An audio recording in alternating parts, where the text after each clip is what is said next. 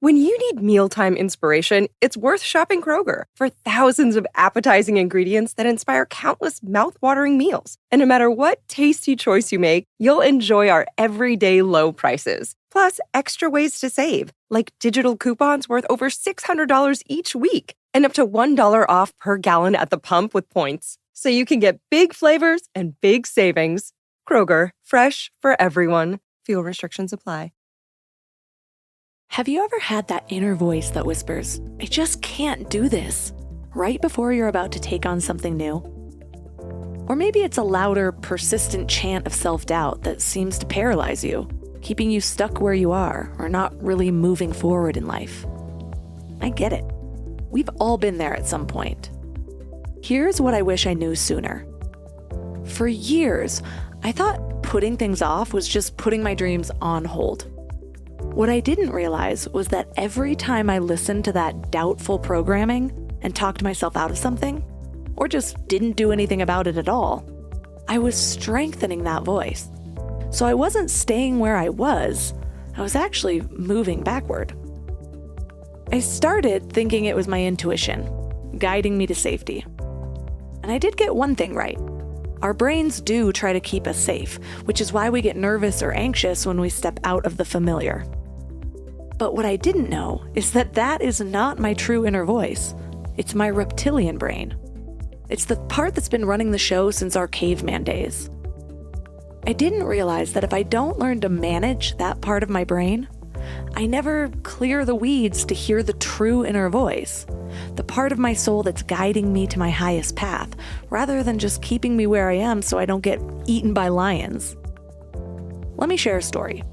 A few years ago, just before my son was born, I was overwhelmed with fear and self-doubt. I worried endlessly about being a good mom, balancing work and family, not losing myself in the new identity of mom. Well, one day, after a very sleepless night, mostly due to acid reflux and baby kicks, I looked in the mirror and said, "Melissa, you have no other choice. You're doing this, so be in it." There was no room for try or maybe. It was more like, I must. And you know what? Something changed. That fierce determination started to fuel my actions. Those next few months ended up being a productive powerhouse for my business. And guess what? I figured the rest out. Well, I am figuring the rest out. But honestly, something shifted in me that I still carry with me to this day. Like an internal agreement that if I'm in, I'm in. And that's powerful. Imagine moving through life with a sense of purpose and alignment, making choices not from a place of fear, but from a place of confidence. Well, that's exactly what we're diving into today, the concept of wise confidence. Our guest is Giovanni Dienstmann. He's been on the show before, and he actually produced a masterclass for our membership. He's a self-discipline coach, meditation teacher, and author who focuses on the intersection between wisdom, peace, and power. He's helped executives, entrepreneurs, artists, and pro athletes to live a more focused and purposeful life. So 3 key things we will learn are when we should take a different approach to self-acceptance, how to develop an aspirational identity, and the 3 pillars of self-confidence and how they can transform your self-image. Before we go deep today, I want to give you a little gift, and I want to give it to you every single day. It's called the Morning Mind Love. I know how life can be. You're all fired up after an inspiring episode, and then a new day or a new challenge comes at you, and it's just hard to keep up that energy. Well, the Morning Mind Love is kind of like an oracle from your higher self to help you start each day with a positive focus. Plus, when you sign up, you get 2 free gifts, a 30-minute binaural meditation and 30 days of journaling prompts to help you remember who you truly are. And it's all completely free.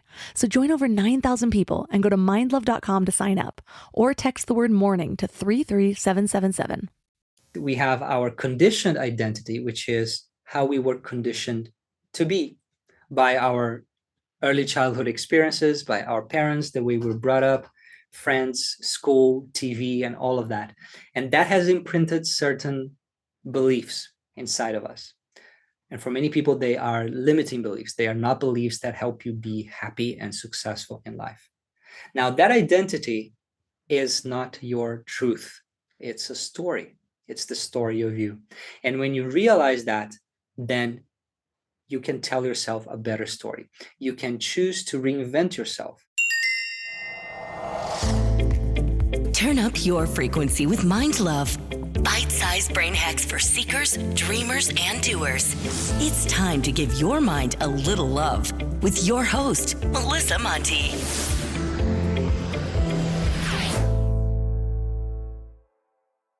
So you've been up to a lot since we last spoke, and I am curious, what has inspired your latest book into the topic of wise confidence? So I realized that confidence is such an important skill or virtue or quality, however you see it. And many people who need more confidence, they don't necessarily connect with the way confidence is being taught and presented by, mainstream self-help out there. Because there is this concern, if you are more in the mindfulness world, in the spirituality and meditation world, you want to be confident, but not to the point where you become conceited or arrogant or selfish, domineering, or any of these things that are associated with overconfidence. And I realized that I had figured out that balance between the two, and many people were really interested in how can we be confident without being arrogant. So that is the birth of the book. That is the premise of the book. I will say that confidence has been one of the biggest transformations I've experienced since really being more intentional about creating a life. And you're right, there's this resistance to it at first, especially when you have that sort of cognitive dissonance that it could be perceived negatively. And so I realized I had spent a lot of time resisting that. And because of that, I wasn't stepping into everything that I was capable of. So I'm curious, what do you see as the difference between being confident and being arrogant? When you so there are three elements here. On one extreme we have self-doubt, on the other extreme we have overconfidence, and in the middle we have a balanced form of confidence. I like to call it wise confidence. So in the extreme of self-doubt, you underestimate yourself. You don't know what you're capable of. You're not betting on yourself. You defeat yourself before you even begin. In the other extreme of overconfidence, you are underestimating the path ahead. You think it's going to be easy. You think that the obstacles, there are not going to be any obstacles. And if they show up, it's going to be a piece of cake. And therefore, you're also not showing up with all that you've got because you think that all you need is a little bit of an effort to win. And in the middle, what I call wise confidence, you are not underestimating yourself. You are not underestimating the challenges. You are simply focused on showing up as your best self. That's it. Not thinking about yourself much. You're focused on showing up with the 5 elements of confidence: determination, integrity, self-belief, courage, and optimism. Talk more about courage and optimism. How do those contribute to self-confidence? Sure. So courage is our willingness to face fear. It means that there is a situation in our life that we want to go there. It feels meaningful. It feels aligned with our values or with our goals. But at the same time, there's obviously a risk of pain, be it physical pain, emotional pain, financial loss, whatever it is. We see that there is an opportunity, a risk for pain. And courage is that willingness to say, you know what, I am going to move forward, even though there may be some experience of pain, even though there's a risk of loss, because this is important. And when you do that, you are saying that you trust yourself. You are saying that you're not afraid of the obstacles that may come. And that sends a message to your subconscious mind, to your nervous system, that you are strong, that you don't need to be extra careful and conservative, that you can take bold steps, and if difficult things come up, you're able to face them. So people who have more courage, naturally they experience more confidence, and vice versa. You can work on any of these two and you will get more of the other as well. And then optimism optimism is about believing that it's not about believing that things are going to happen your way always. It's not about having a naive expectation about reality. That leads to suffering. That leads to trouble. It's about believing that it can happen, that you can succeed, that whatever obstacle comes your way, at the end, you will be able to overcome it. You have that optimistic view of how life will unfold for you and of your capacity to overcome challenges. You don't expect that it's going to be easy. You expect that there might be lots of challenges, but at the end, you are having an optimistic view that you can achieve your goals and you can become the person you want to be. One of the mindset shifts that I had to embody to start just living bigger in my life, and this was not that long ago. A lot of people seem to think that, oh, all of this was right before you launched your business. But I've realized that there's another level I need to step into as I grow. And one of those is that in regards to optimism, it's not this blind idea that everything's going to go well the whole time. It's that even when something doesn't, because that does happen, I'm going to be able to handle it. Even if I don't know how I'm going to handle it, if somebody like over planning, or I'm not sitting there trying to figure out every single thing that could go wrong and having a fallback plan for that, but just trusting that, hey, I'm strong enough that whatever comes up, I will find a plan. And when that time comes, then I'll tackle it instead of getting caught in that analysis paralysis. And that builds a lot of self-trust. And I think self-trust is such a big part of that belief because they go hand in hand, but they do have kind of nuances. And that reminds me of another topic that you cover in your book. You talk about having integrity in the context of self-confidence. Can you go deeper on that? Sure. So integrity comes from the word integer, which means one. When many people think about integrity, they think of being honest and sincere and playing fair and all of that. But at its deepest meaning, integrity is about being one. Being one is the opposite of being divided.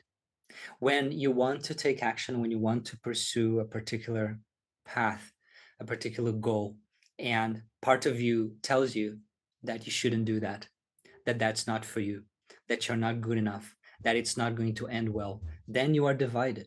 Part of you wants to move forward. Part of you is afraid of moving forward. It's like you're trying to move forward with a handbrake on. You're going to use a lot of gas and you may not go very far. So integrity means that you have integrated all of the different elements of your being, of your personality, so that you move forward as one. If you think of the metaphor of an orchestra, our path in personal development, from my point of view, is that we become like the maestro. All of these different instruments in the orchestra, they are important. But if all of them are playing whatever they want, however they want, we're going to have noise, not music.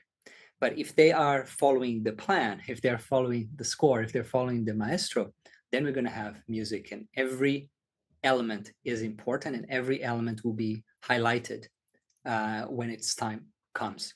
So that's what integrity is about, that you can integrate all the different aspects of your personality and live a more wholesome, a more whole life.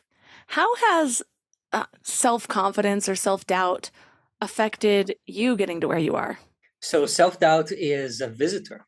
I see self-doubt as a visitor. It comes and goes. And doubt in general. Is this going to happen? This is difficult. This is unlikely. Like, these thoughts can come. Can I do this? I don't know. Maybe this is the maximum I can go and that's it. So these thoughts can come, but I know that I can choose which thought to believe in. And if I believe in the thought of doubt, it robs me of energy, and it makes it less likely that I will achieve anything great. If I believe in the thought of confidence, of self-belief, it doesn't mean that I'm always going to achieve what I set out to achieve, but it increases the chances. And so what I found out in my life is that if you have a balanced sense of confidence, a confidence that is not blind, that's not blinded by arrogance, then you are, by that very act of believing in yourself, you are increasing your chances for success and your chances of well-being. There's a quote that I have been just really stewing in lately by Bob Proctor. And he says, Both faith and fear require a trust in the unknown. And when you put it that way, so many people have this resistance to the confidence, like we talked about, and they're worried that it's going to be that sort of blind arrogance. And so it takes a lot for people to step into that because they feel foolish. Like, how am I going to trust this thing I don't have a lot of evidence for? Mm-hmm. But it's ironic when you really consider how much time we spend worrying. And most of the time, we don't have a lot of evidence for those worries either. But that seems perfectly normal. That seems like being smart. And so if you can just take that and it's like, okay, if I'm going to spend all this time thinking about something that has not yet happened, regardless, why not go the positive route? Why not let my mind play with what's possible? What if this works out? Rather than the opposite, which tends to be our default.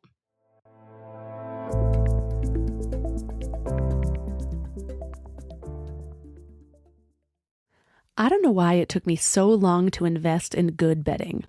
I resisted it for years, but something flipped in me about 3 years ago. And now I'm basically a pillow connoisseur. I've tried them all, and I get weirdly excited about good bedding.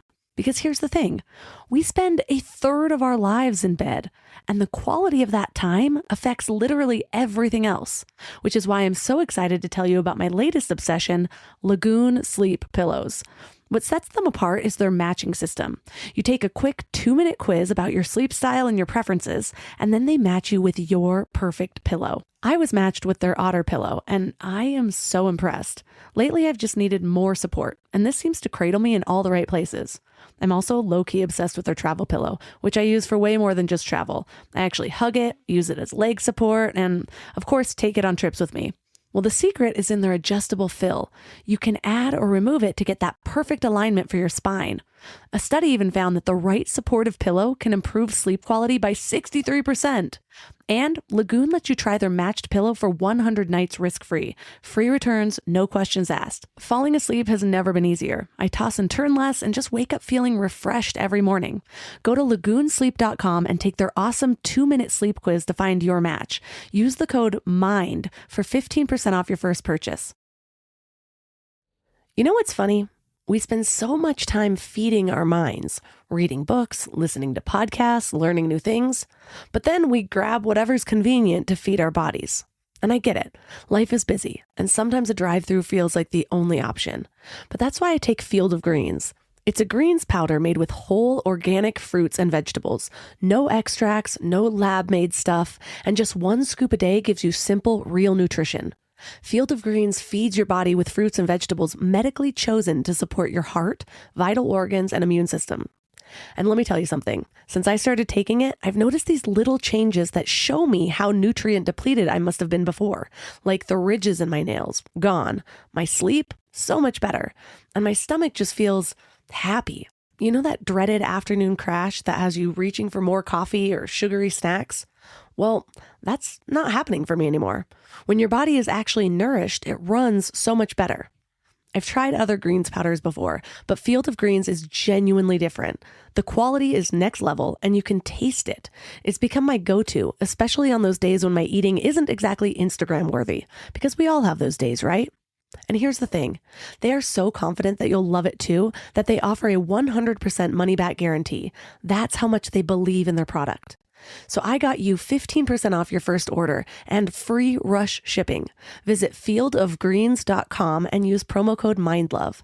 That's promo code MINDLOVE at fieldofgreens.com. fieldofgreens.com.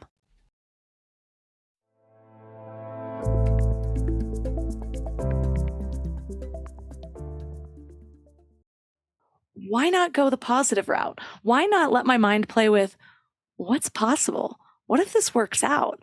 Rather than the opposite, which tends to be our default.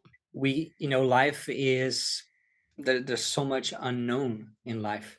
Not only unknown, but unknowable. Things that we can never know at every step of the way. Any decision you make in your life, you may want to figure everything out and think it through and analyze everything. And to a certain degree, that's good and helpful. But there will always be so much that you don't know and cannot know. And still we need to live. Still we need to make decisions. So when we realize that our human life is moving through the unknown and there's no escaping that, then your only question is, how will I relate to the unknown? I can relate to the unknown with fear and anxiety, trying to hold on to the little known that I know as much as possible. Or I can relate to the unknown with a sense of courage, confidence, adventure. And life feels very different depending on this decision.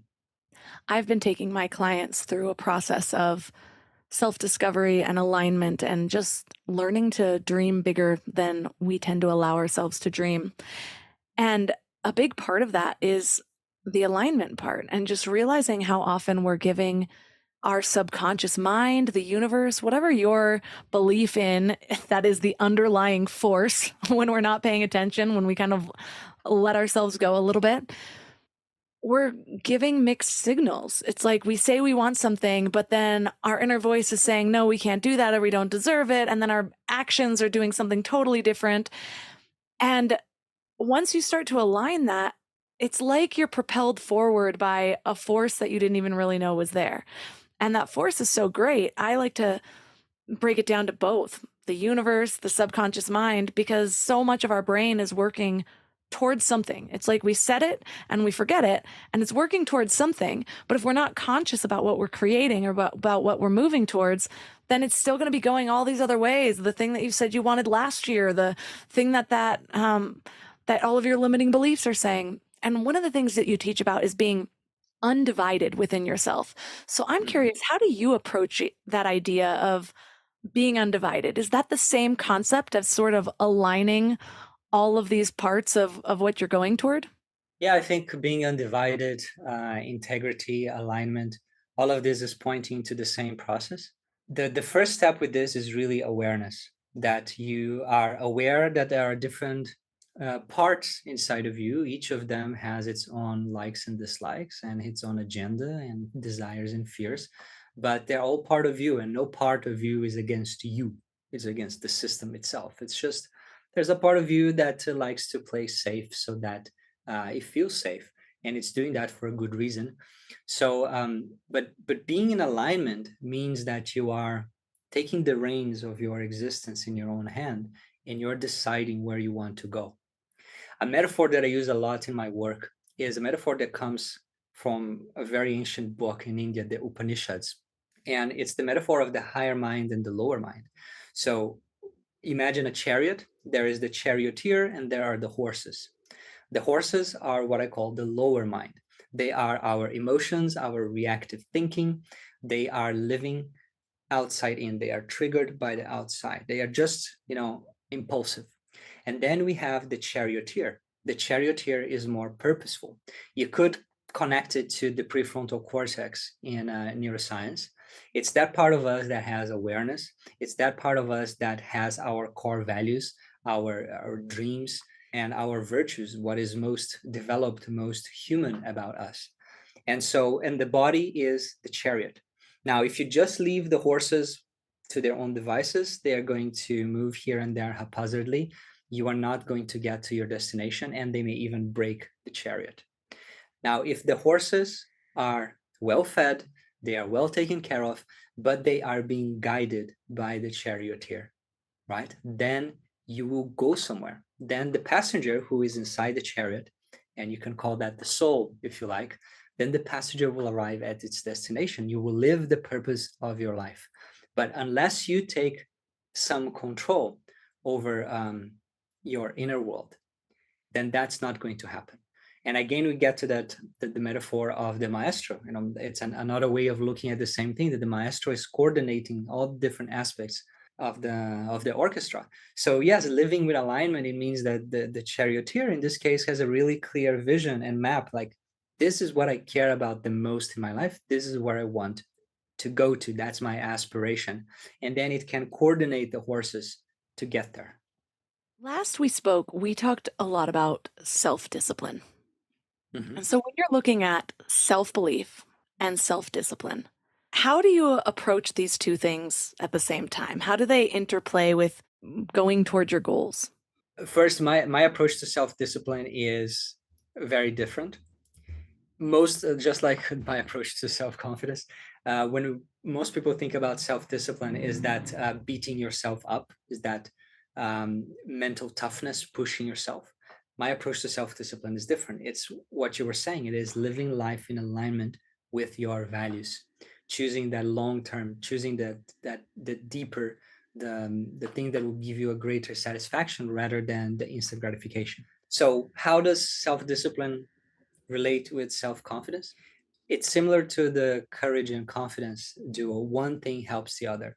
When you are consistently taking action on your goals, when you keep your promises to yourself, when you're building good habits and breaking bad habits, when you're managing your time and your energy well, you tend to feel more confident. When you have all those elements or some of those elements going on for you, and they're elements of self-discipline, you feel more confident, you feel more capable, you feel that you can take on a lot and it's going to be okay because you see that you are in movement.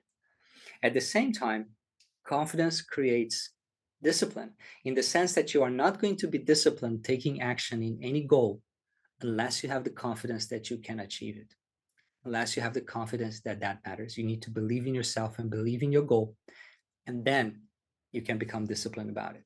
You have this way of speaking in this one part of your book. You talk about the specific phrase, I must, that signifies commitment and focus.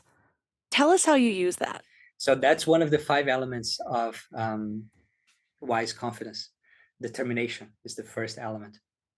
Determination is making a strong decision about what you want, about who you are, and not wavering from that decision no matter what happens, no matter what obstacles come. You still want what you want and you're still convinced that you're going to achieve that goal. You still believe in yourself no matter how many times you fall. You fall 99 times, you get up 100 times because you believe in yourself. You are determined. And one of the ways to measure if we are determined or not, to measure our level of commitment, is to observe the language that we are using when we are describing ourselves and when we're describing what we want. If you say like, I would love to quit the 9 to 5 and create my own business. That is a desire, that is a wish. If you say that I will quit my 9 to 5 and start a business, that carries a completely different strength. And I noticed in myself and in other people that when we are in that mode of determination, we use very strong verbs. We say that I must do this. I must achieve this goal. I must lose weight. I must meditate every day. But it carries a different taste from that I must that comes from the outside. It's not that I must because people are expecting. It's not that I must because otherwise I'm not good enough. It's that sense of focus, like it has to happen. And I'm not thinking about any plan B. No, my energy is not leaking out into any plan B. There's only plan A, and it has to happen. Let me give you a simple story about this. When I became a dad for the first time 4 years ago, I was afraid to hold my newborn baby. I was afraid that I was going to drop her. And my wife was encouraging me to no, hold the baby. It's going to be okay. And no, I was like, no, but what if I drop? Like, I cannot drop a baby. And then one day I realized, like, this is in my hands. It's a decision that I make, and that will influence my whole body and my subconscious mind. And so I decided that I will not drop my baby, no matter what. It's not an option. Dropping the baby is not an option. I will not drop the baby. I must never drop the baby. And when you speak like this, then it becomes something really strong. And then that went inside of me and the fear disappeared because I felt that I had, that message was deep inside my body. It's almost like even if I am sleepwalking and I fall, I'm going to fall with the baby still in my arms. I'm not going to drop the baby because I am determined that that is not an option. And likewise, we see cases where there have been documented cases where the mother will lift a car to save her child from under the car, and she's completely unable to do that in any other circumstance because it's lifting a bloody car. But in that moment, there is no other option. I must lift this car, and therefore she does. This I must or I will is a way of expressing a strong commitment, a resolution, a determination. And when we do that, all the energy of our mind, which is otherwise dissipated here and there, and maybe engaging in self-doubt and second guessing, all of that is gone. And all of that is pointing in a single direction. And then we get to touch our true potential and see what we're capable of.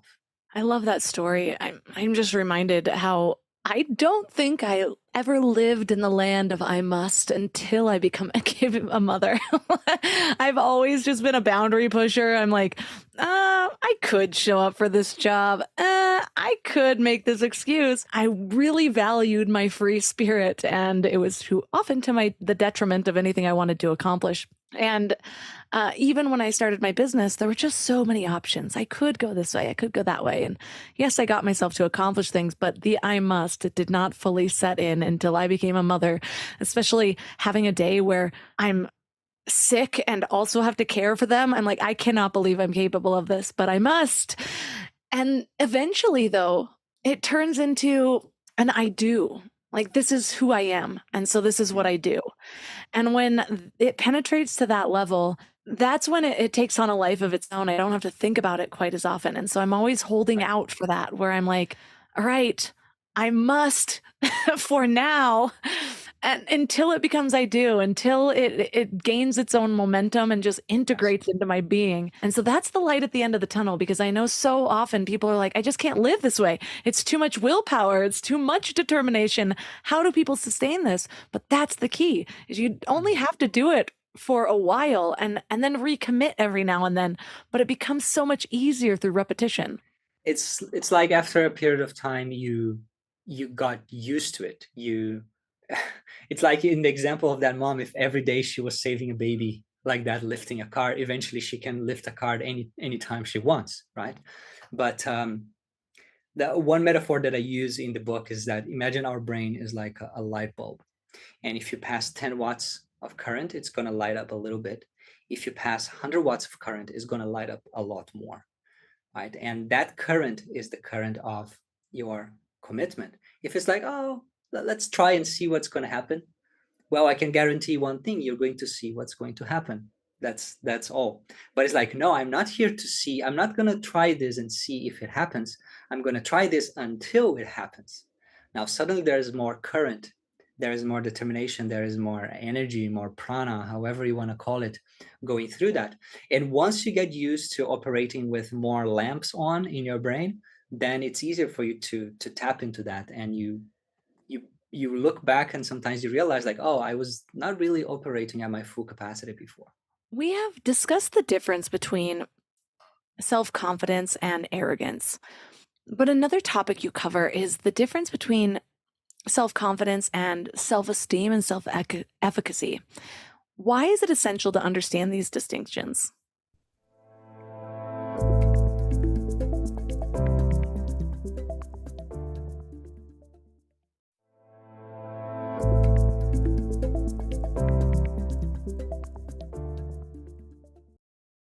We have discussed the difference between self-confidence and arrogance. But another topic you cover is the difference between self-confidence and self-esteem and self-efficacy. Why is it essential to understand these distinctions? The distinction with self-esteem, it's I wouldn't say it's essential, it's just helpful, because a person may have high self-esteem and low self-confidence, or vice versa. They don't always come together. Self-esteem is how much you like yourself. Do I like myself? Am I valuable? It answers that question. And self-confidence answers the question, am I capable? Can I make things happen? And you may love yourself but not have a great opinion about your own capacity because you haven't trained that skill, that way of thinking. Or vice versa, you may have self-loathing, but you know that you can get things done when you focus. So they are two different things. It's just that usually there is a big overlap. Usually by increasing one, you also increase the other. But then self-efficacy is a little different. Self-efficacy is what most people would consider competence. It's confidence for a particular thing. So if you're good with computers, you have self-efficacy when it comes to computers, when it comes to problem with tech and the internet. But that doesn't mean that you feel confident when you're talking to a stranger. because they are different skills, and your confidence is isolated to that particular area in which you have competence. So self-efficacy is confidence for a particular area, and that is based on past successes and some other elements. While confidence is a more generalized self-belief. It is more connected to your self-image, to who you believe you are. If you believe that you are the type of person who has unlimited potential, and that you always figure out solution to problems, and that there's a lot of strength inside of you that you can tap into when you need, then you will be confident.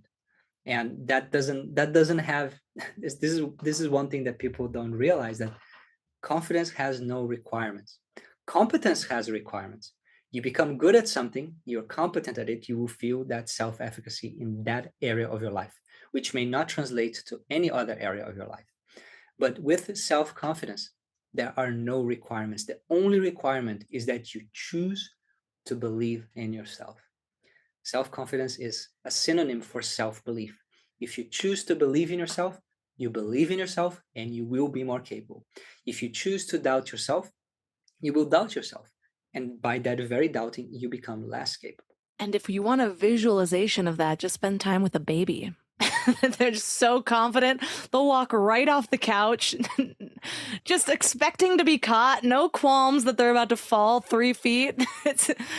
My little baby's like, we call him a bulldozer. Or a wrecking ball. He just like dives into things. But then I'm reminded, I love what you said about, or reminding us about how we can really like ourselves and also not believe that we're capable. It's like we all have that friend that is awesome to hang out with, but we would not ask her to watch our dog. It's like, I don't trust that you're going to remember to feed him.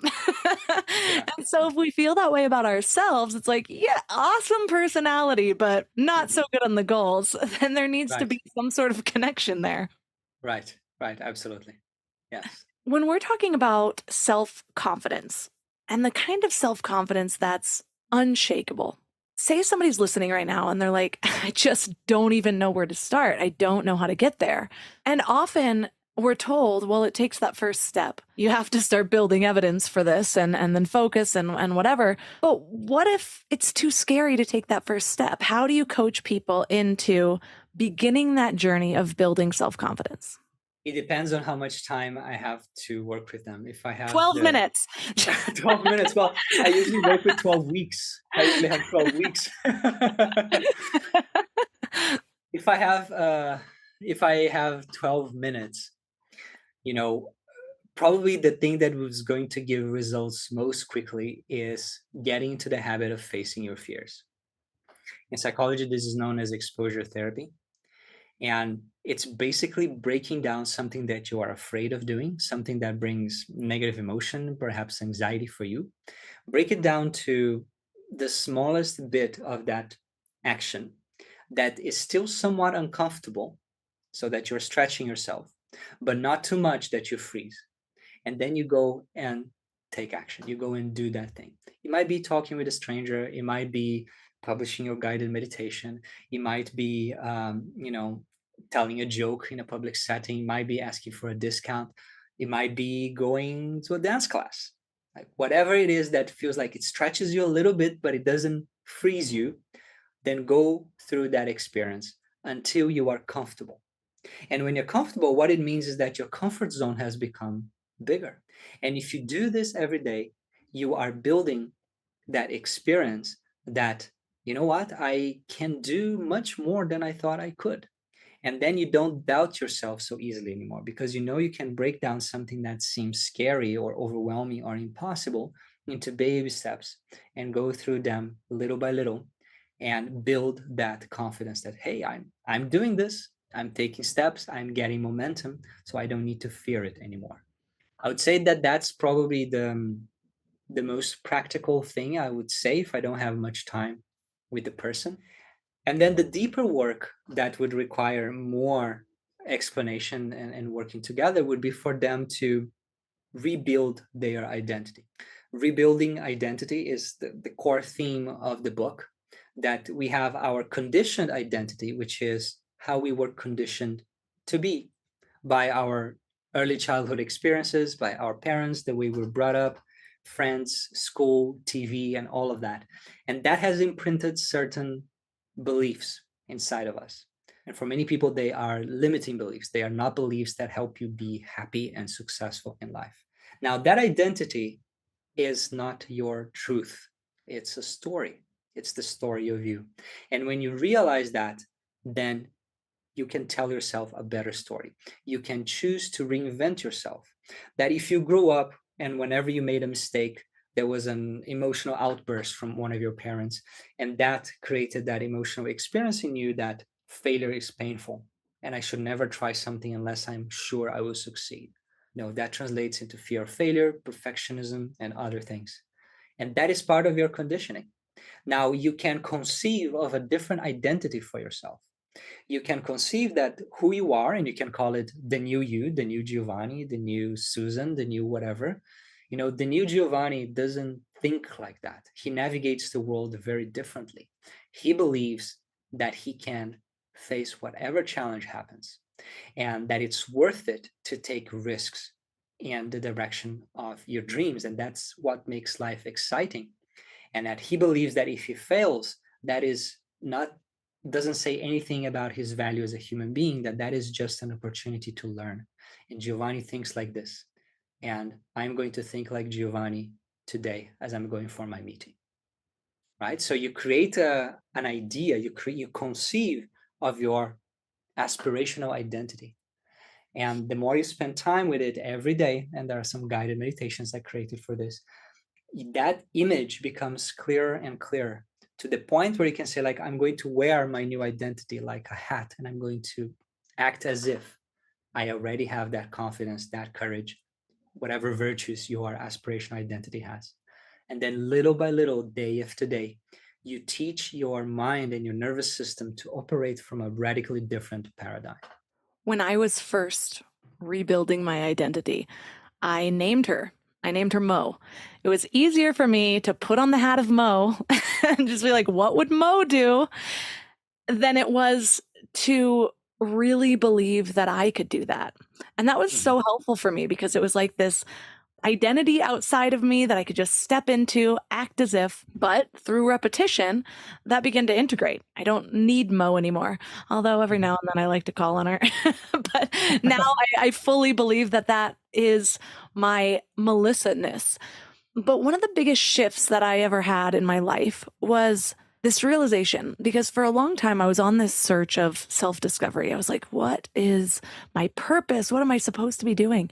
And it was like, no matter what exercises that I would do, I would just get more confused because there were so many options. There were so many things to choose from. And then I realized that we're not discovering ourselves. We're creating ourselves. And that authentic self, the truth of my authentic self is that I am a powerful creator of my reality. And when I started to see that as me, then all the possibilities became opportunities. And instead of trying to find the right one and being afraid that I was going to pick the wrong one, I got to choose which one brought me the most joy, which one I was most excited to move toward. And so I love that idea of realizing that we are rebuilding our identity, that we're creating our identities even when we don't realize that we're doing that, because every choice is bringing you toward one way or another. And so you've created the personality that you have up until now. Chances are it just hasn't been with as much as intention as is possible for you.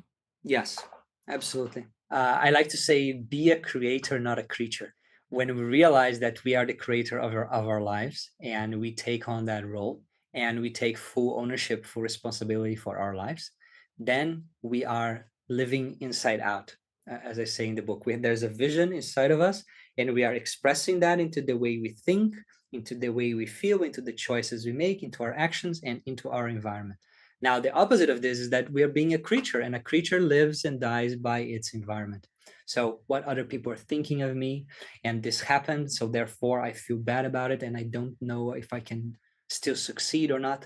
So when the environment is dictating who you are and what you feel, you are living outside in, and that is very disempowering.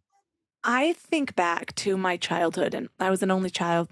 for most of the time. I had some step siblings eventually, but I always thought it was amazing how I had such a supportive environment. There's something about being an only child.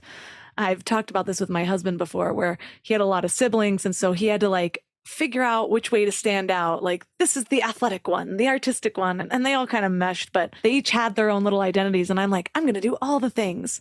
But growing up, after reading Carol Dweck's book on growth mindset, I was realizing how often I fell into that trap of being praised for so many things that eventually it got to a point where I actually didn't like to publicly try things that I didn't know that I was going to be good at.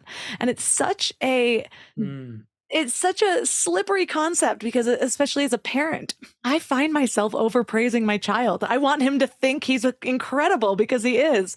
And he is so smart at so many things. And I have to watch myself because every now and then I'll be like, oh, you're so smart. You're so this. You're so great at this.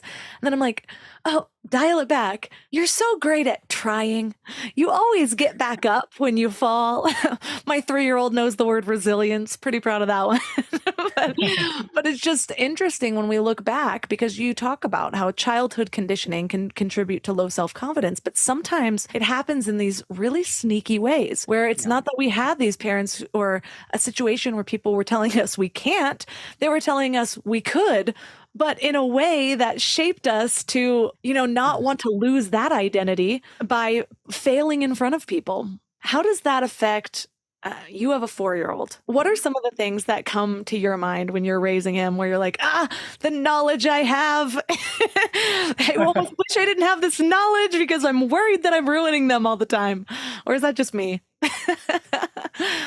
No, it's, I raise her in a very deliberate way because of all my studies and personal growth and meditation. And she practices meditation with me since she's 3 years old, and she can barely sit still for 1 minute, and she dances in the middle, but everything goes at at this stage. And I am basically helping her understand what she can do or what she cannot do. So, for example, sometimes when she is walking and she gets tired, or dare I say lazy, and she say, "Daddy Gio, please carry me." I say, like, "No, you can walk by yourself." And she's like, "No, I'm tired, I'm tired." And then one day I told her, when you are tired and you think you can't walk anymore, then you just say, "Willpower, I can do this." And then you run. And now she loves it. Like when she gets to that point, I just say, just yell willpower. And then she does it and she runs. It's amazing. That is adorable. I find myself wanting to, because I know that modeling is the most important piece, because they're not just listening to what we say, they're watching what we do. And that's where they really want to move towards more often. And it's so easy to be like, well, I can't do yoga or meditate or whatever in front of the kids because they'll distract me the whole time. But it does take this specific type of intention to be like, okay, I know I'm not getting anywhere. Maybe this is the work. I've heard of monks having to go meditate in Times Square and whatever. So maybe you just need to really do it around a toddler. But you've inspired me. I'm going to meditate in front of my son. Thank you for that. There's another question around, you have 3 pillars of self-confidence. Mm-hmm. And it's in 3 categories: aspiration, awareness, and action. Break those down for us. So aspiration is you creating the person you want to be, designing your aspirational identity. And the clearer that is, the more you're going to have a shortcut to become that person. And there's so many self-development books and retreats and programs out there. But at the end of the day, it's about having clarity. What are the most important things for me in this phase of my life? Maybe it is to slow down and develop patience. Or maybe it is to raise my energy levels and learn to believe in myself.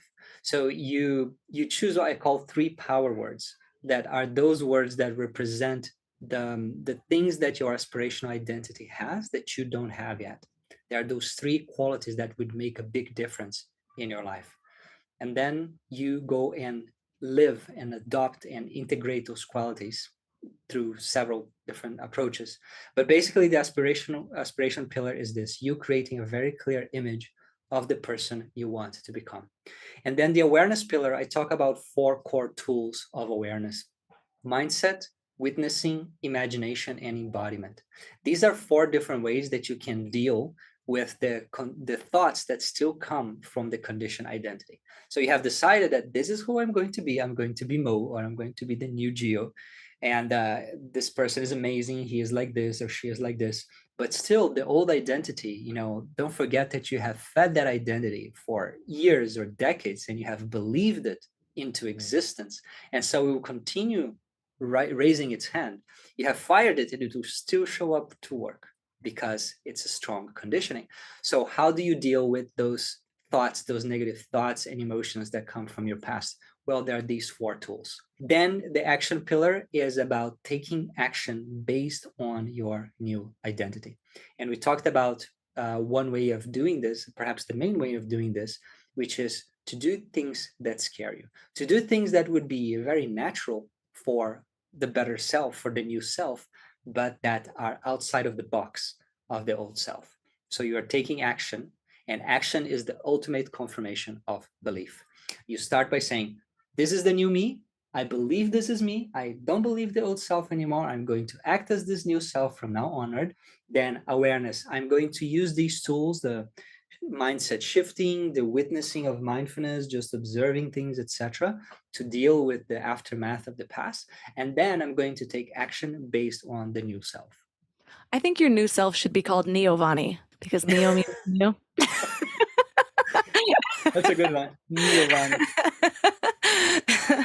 My mom jokes are coming out.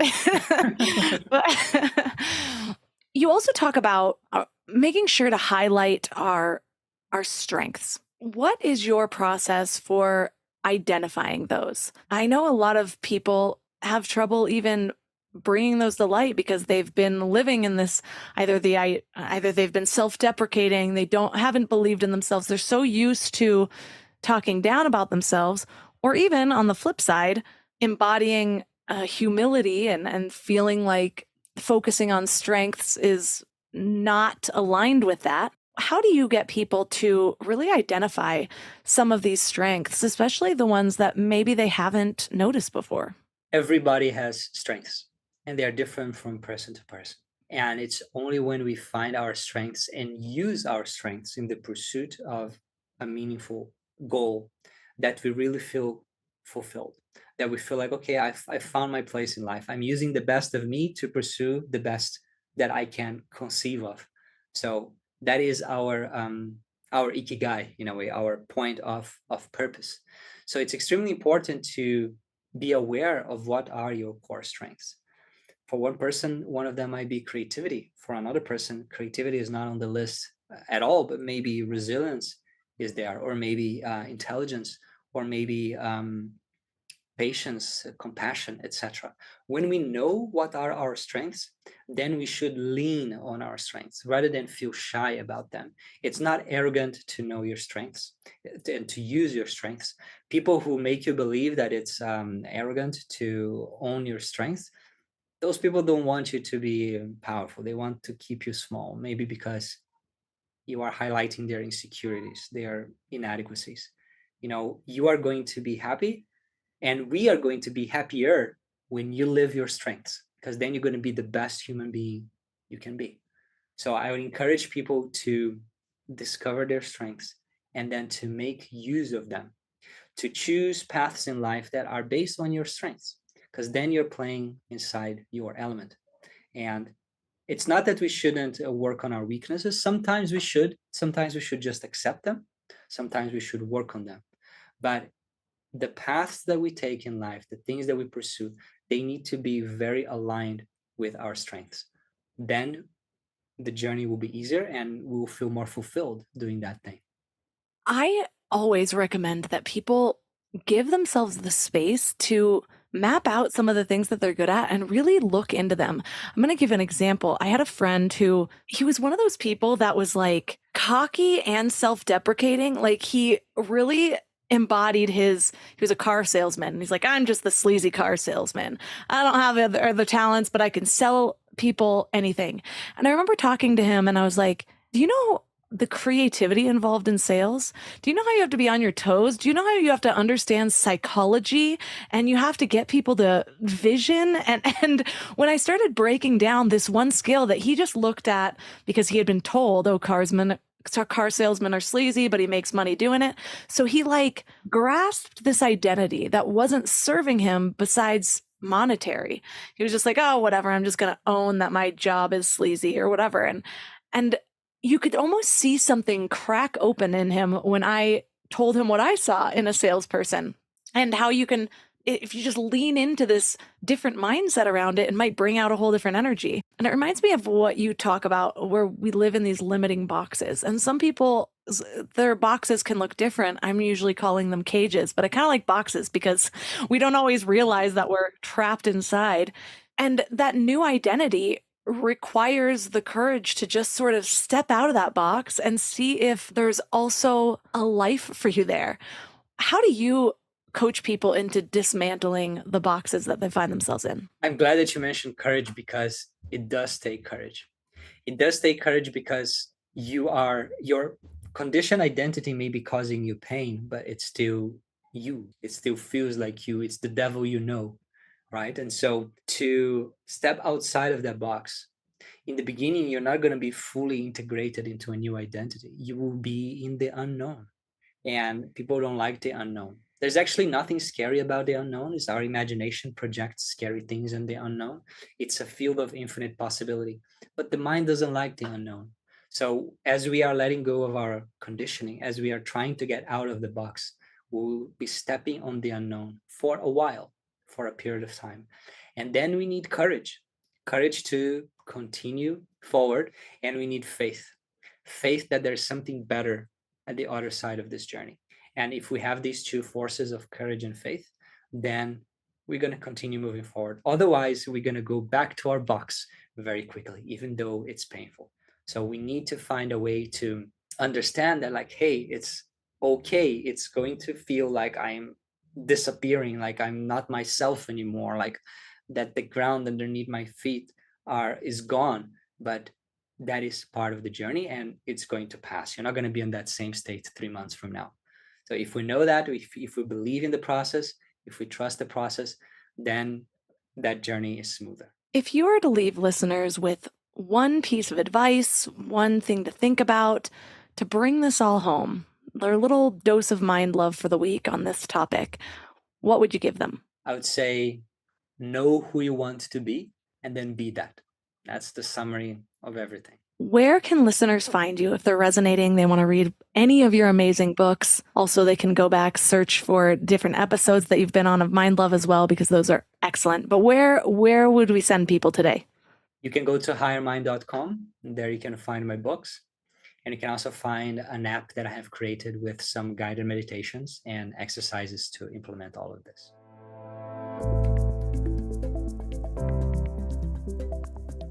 All the links to this episode will be at mindlove.com/350. You heard him. The challenge for this week is to know who you want to be and then be that. Sounds simple, right? Like I mentioned in the beginning, though, this can be a little confusing because over the years, we get so used to listening to the wrong voice.